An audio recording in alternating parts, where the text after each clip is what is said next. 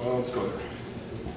So right now I'm in an open relationship, and it's really awesome if she actually motivates me to go out. She knows what I do and all that stuff, but kind of deep down inside I feel almost bad, like chasing after other girls or seeing other girls. So I'm kind of curious, after you've gone through all this development, what conclusion did you come to that you could get in a marriage and still have something that works out with you? Well, that's kind of an interesting. You have to absolutely 100% believe. And have you been through this before? Yeah, before it just dies because of girlfriend and stuff. Okay, but at that point you knew what you were about, right? To a degree, yeah. Okay. Yeah. I believe firmly that if you stand your ground and you know what you're from, because the consequence of that is probably you resenting it later. Okay? Have you ever got to that point where you get there and you're like kind of resent it because you're like, fuck man, like I'm more about expression. Yeah. Okay. Yeah. You have to stick strong with it.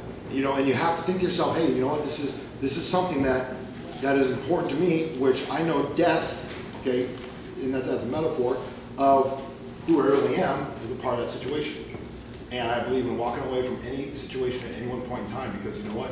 In my heart, I know what makes me who I am. If I'm not who I am, then that's the way it goes. And I believe that there's a reason why most of you guys are here, as am I, because it's important to you.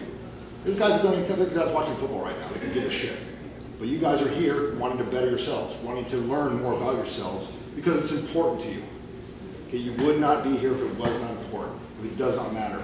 But now that you're here, you really need to understand why you're here, the importance of why. What is it going to matter? And does that matter enough to make the little steps to move forward to get in those situations that you're going to surround yourself with women? By the way, to close that loop, my favorite spot, lesbian bars. Okay, I've never left a lesbian bar ever without a woman. That being said, some of them very are much lesbian, but most were pre-qualified for what I like, women. Okay, so don't be a haunt, but I'm just letting you know, to close that loop over there, that's where I found was the best thing. The second one was male strip shows. That's originally how I got into this. You know, well, not really, but that's how I became a stripper, and I learned a lot about women on the road. Okay, so surround yourself where the women are. Get yourself used to it. Get yourself being playful with them. If your guys don't want to go, none of my friends want to go. They're like, hey, we're not going to a couple fucking guys to strip and shit like that. I go, okay, cool. You know, walked off on my own. There I was. 200 women, the bartender, myself. Okay? Surround yourself with women. Get creative. Stop following the pattern where you think women are. Okay? That's just an illusion. I know you had a question real quick. I'll see if I can pop it up. Do you have any developments along the lines of Sphinx of Imagination? Any developments? Your program. The Sphinx of Imagination? Yes. Okay. That right there has the entire context for open loops, language, everything you need is within there. Okay, I don't know if you just saw, but I just released Play. No. Okay. If you listen to that enough, the structure's there for that creative auditory channel to be open. We just released on TV Baby, whatever, the Sphinx of Imagination instrumental soundtrack. And the reason I do this is because I set the frame and the imagination, all the anchors are there. The new one without the words has all the anchors that are in there. That lets your mind even get more beyond and expansive. So if you listen to that, it's a magical, magical piece of music. I keep falling asleep. Huh? I keep falling asleep. Well, try to do it when you stay open. I still sometimes fall asleep. That thing's so fucking deep, tracking it, and the stories and the stories and the stories. I still can't remember the order sometimes. And I spent 10,000 hours building that. You know, if you keep your auditory channel open, I mean, you're going to hear sleight of mouth in there. You're going to hear play on words. You're going to hear, like I said, triple layer presuppositional language, which means that every single sentence in there has 3 or 4 possible meanings. So it's funny when people go, oh, it's stupid. And they've only listened to it one time. Well, there's no way in hell that you can really understand what it's about. First time you hear it, second time you start really listening, third time you start to experience it.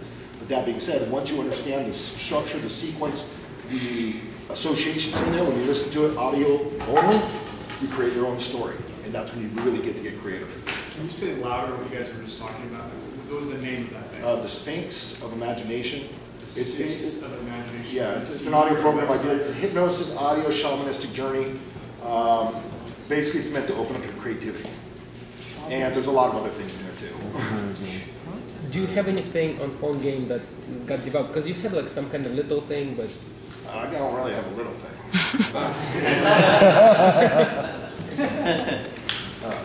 I do. Like I said, I've been working on my book. My book's coming out. It's actually ready to go, but I want to kind of make it memento-ish and put it out in 2012, like day one. Like let's start that year off, you know, get it rolling.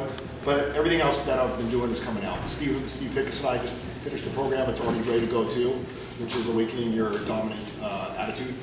Very powerful, a lot of trance stuff. In about 2 months, it's already built, everything's ready to go. We're doing a membership site, and every month we're going to concentrate on one thing. We're doing a dual induction with a holophonic sound, which is pretty impressive in itself. We're going to concentrate one thing at a time, because that's what I believe in, baby steps. Don't try to get this whole shit in one shot. Pick one thing and work on it, whether it's your voice, your presence, the way you talk, the way you speak.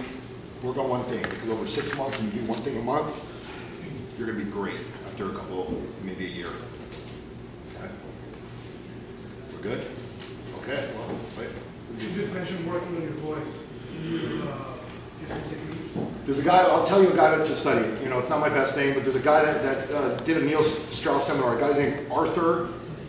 Does this bring anything up? He's the voice coach to like all the stars. I think it's Arthur something. Just type in Arthur voice coach, Neil Strauss, Arnold Schwarzenegger, and you should get it. If you're not sure, if you're on my Facebook, go there and ask me and I will find it for you and I'll get you that information. All right. I think that's